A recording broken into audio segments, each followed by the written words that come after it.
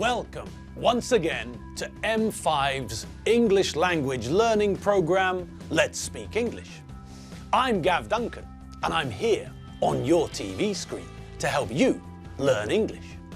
Now, are you sitting comfortably? Yes? Good. And are you ready for today's lesson?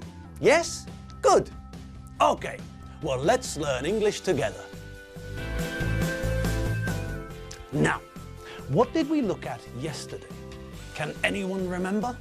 Yes, of course you can remember. Well, you'll remember if you were paying attention. Okay, so yesterday we looked at a new use for the present continuous tense, didn't we? We saw that although we normally use the present continuous for things which are happening now, I'm talking to you, I'm waving my arms about like a lunatic. Chobber is looking at me like I'm a lunatic.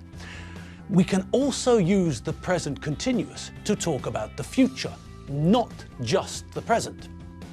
Now, we can't just replace will and going to with the present continuous and hope that everything will be all right. No, it's not that simple. When we talk about the future in English, most of the time, we still use the two future forms of will and going to. But we can use the present continuous to talk about a plan in the future in a very similar way to going to. When we use the present continuous to talk about the future, the form doesn't change. It's still the verb to be. I am, you are, he is, she is, it is, we are, you are, and they are. So, we still have to conjugate the verb to be for the different subjects.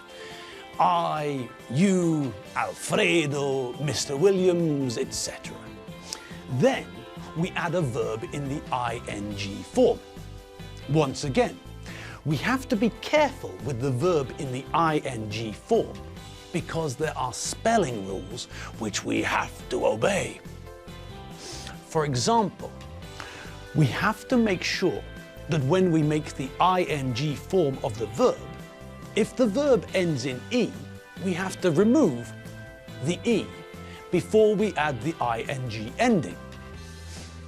If the verb ends in IE, then we have to replace the IE with YING when we make the ing form of the verb. And, of course, if the verb ends in vowel plus consonant, then we have to double the last letter before we add ing when we make the ing form of the verb.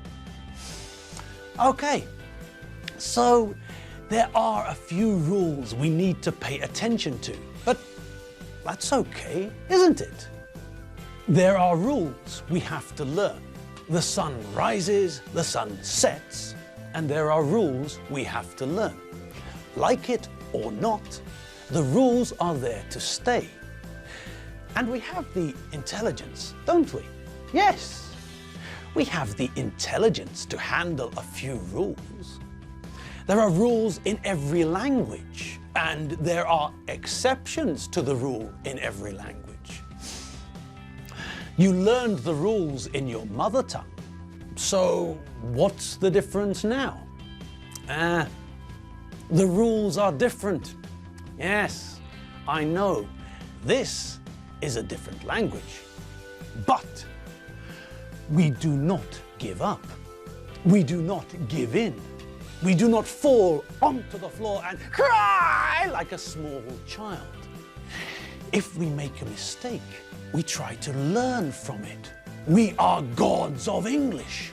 We move through barriers like a bulldozer. We never give up. Never. If you feel like giving up, then think again. You are a shark. If you stop, you die. But we don't want to die, do we? No. Okay, so we keep on moving, day after day, hour after hour, minute after minute. And the English will get harder. And there will be things that we don't understand. And so what? We have two options. Option 1, lie down and wait to die. Option 2, pull our socks up and study what we don't understand. Look at it again and again, as many times as necessary. Watch the videos again and again. Study the vocabulary lists again and again. And last, but obviously the most important, work out what it means. When you were at school, did the teachers pour everything into your brain? No. You had to work to learn. You had to try to understand. The teachers wanted to see you work things out. This is no different. You are in control. You decide about what you understand and what you don't. Be a shark. Be a bulldozer. Never give up. Never surrender. You can do this. Okay, enough of the pep talk. Let's get back to the present continuous for the future. Now, we know that when we use the present continuous to talk about the future, it's very similar to the situation when we use going to. In both situations, we can see the same thing happened. A plan was made, a plan for the future. This isn't the same as when we use will to talk about the future, is it? No, this is different. We use will for the future, true, and we often use will with I think. I think I'll go on holiday this year. I don't think it'll rain today. Now, the important thing to remember about will is that we don't use it for things that we arranged, things we planned, or things that we decided to do. Will is perfect, however, for talking about things that we decide at the time of talking, spontaneous decisions. Just think about the difference between the following two sentences. First, listen to this one. I think I'll have a cocktail. And now, listen to this one. I'm going to have a cocktail. Okay, so we heard both of those sentences. Both sentences are talking about the future. The only difference is that in the first sentence, I said will. In the first sentence, I talked about the future with will. In the second sentence, I said going to. In the second sentence, I talked about the future with going to. Okay, so the difference in form is not a big difference. In one sentence, we're talking about the future using will, and in the other sentence, we're talking about the future using going to. In terms of form, there's not a big difference. But in terms of meaning, now, here we have a much bigger difference. When we look at the difference in meaning, we can see that the two sentences are very different. In the first sentence, I used will. This means that I made a decision at the time of speaking, not before. I went into a bar with my friends, and while I was sitting at the bar, I suddenly realized that what I wanted to drink was a cocktail. So I told everyone. I told my friends, and I told the waiter or waitress or the person at the bar that I just decided that I want to drink a cocktail. Okay, simple? No? Yes, it's perfectly simple. Imagine the scene. You finish work and go for a drink with your friends, or you finish work, go home, have a shower and freshen up, get dressed, go out and meet your friends in a bar. Then, when you're sitting in the bar wondering what to drink, suddenly an idea pops into your head and you decided there and then, spontaneously, that a cocktail is what you feel like drinking. Great! So, we use will, and immediately everyone knows that this was a spontaneous decision on our part. Great. Now, let's have another look at the other sentence, the one we made with going to. Now, as we heard, the second sentence was very similar to the first in terms of form. Both sentences are about the future. But now, when we compare the meaning, this is the area where there is a big difference. The second sentence uses going to, which means that this is a plan. This is not a spontaneous decision. No. This time, the idea is an idea that I decided upon before.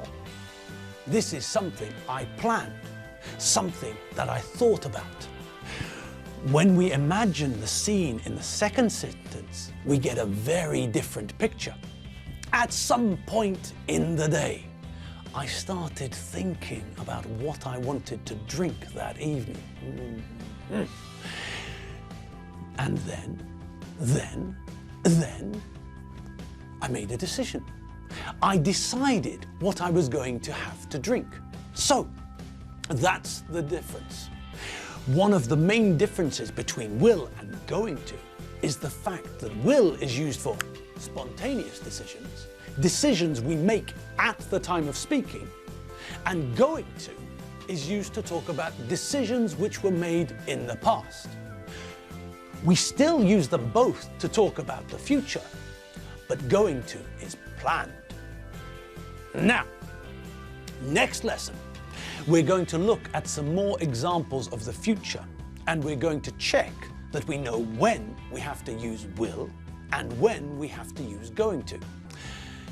We're also going to learn a little bit more about using the present continuous tense to talk about the future. But for now, yes, the time has come.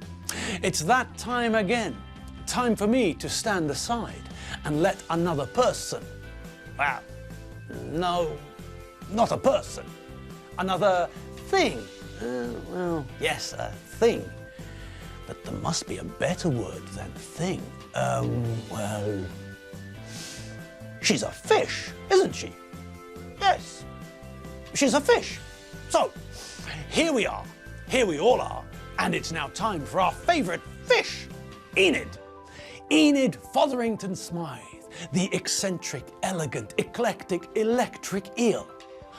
Are you there, Enid? We're all sitting here, waiting for you. What-ho, people? Hello, hello! I've just got time for a quickie today. I'm in a rush, you see. I've got an appointment with my hairdresser and I can't be late. Now, can you think about how I arranged to see the hairdresser? Well, do you remember the difference between a table in a restaurant and an appointment to see a doctor? Yes, I book a table, but I don't book a doctor. With a doctor and with other services like a hairdresser or a massage, I don't book the person, I book an appointment. I make an appointment. I organize a meeting to go to the hairdresser. So, I phoned the hairdresser and I asked when she could see me. She was busy this morning, but she had some free time in the afternoon. So I said that I'd go in the afternoon. I booked an appointment, and now, oh, good gracious, I'll have to get a move on or I'll be late. I'm off. Bye. Ooh, blimey. That was quick, wasn't it? Enid was in and out of the studio in a flash. Crikey! Okay, well, she's gone now, so it's just us again. And yes, our time is up. We're at the end of the lesson. Our 15 minutes, our quarter of an hour is finished. And we're going to close the studio for the day. So, all that's left is for me to say goodbye.